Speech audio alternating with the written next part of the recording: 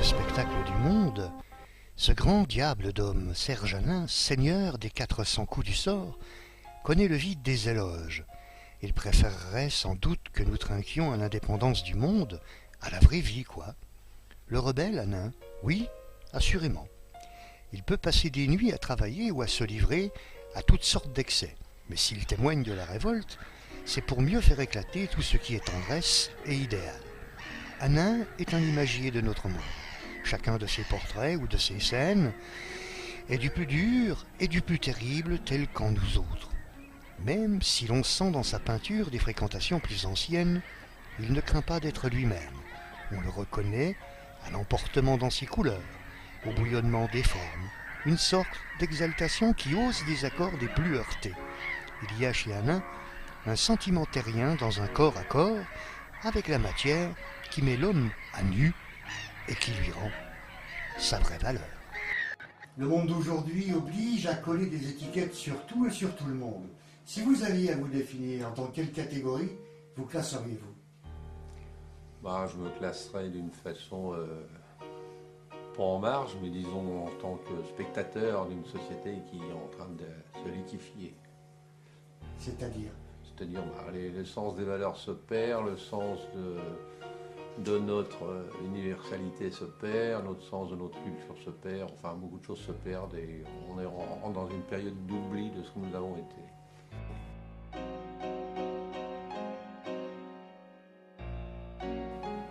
Vous nous dites, et vous vous dites expressionniste.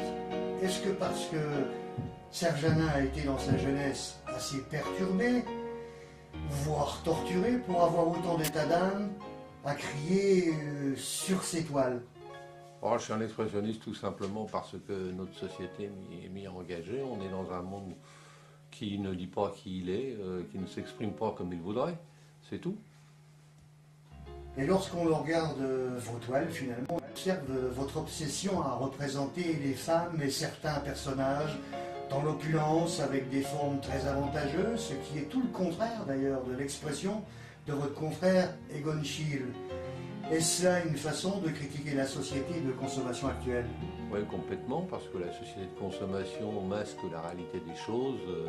Tout le monde aspire à une seule chose, manger.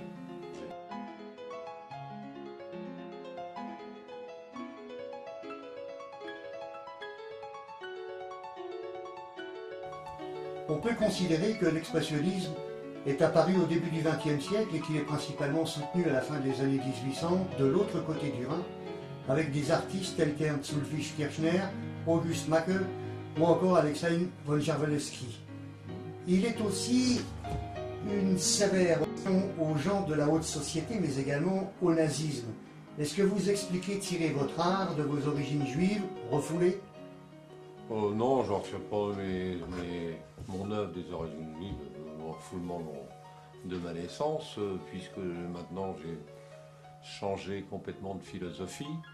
La naissance n'est pas une fatalité. Ce que je peux dire aussi, c'est que les artistes du siècle dernier expressionnistes étaient prémonitoires de toutes les misères qui allaient nous tomber sur la tête dans notre société dite occidentale, qui n'est pas la meilleure du monde.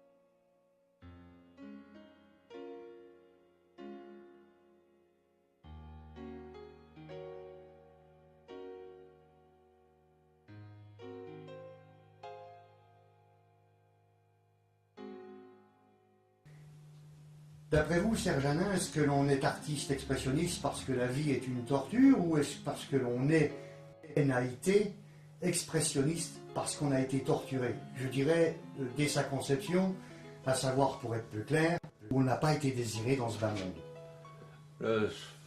Comment je pourrais dire, le secret de sa naissance, ça c'est une perception qu'on peut éprouver, La réalité, je ne la connais pas, mais une chose est sûre, c'est que de toute façon, la vie nous guide et les rencontres que l'on fait et la vie que l'on peut avoir fait qu'on se révolte ou on ne se révolte pas contre une certaine société qui n'est pas toujours acceptable, qui se porte juge et censeur un peu trop facilement et qui juge les gens définitivement très rapidement. Donc en partant de ça, on se dit que la vie est ainsi faite, on nous l'a donnée et on la prend.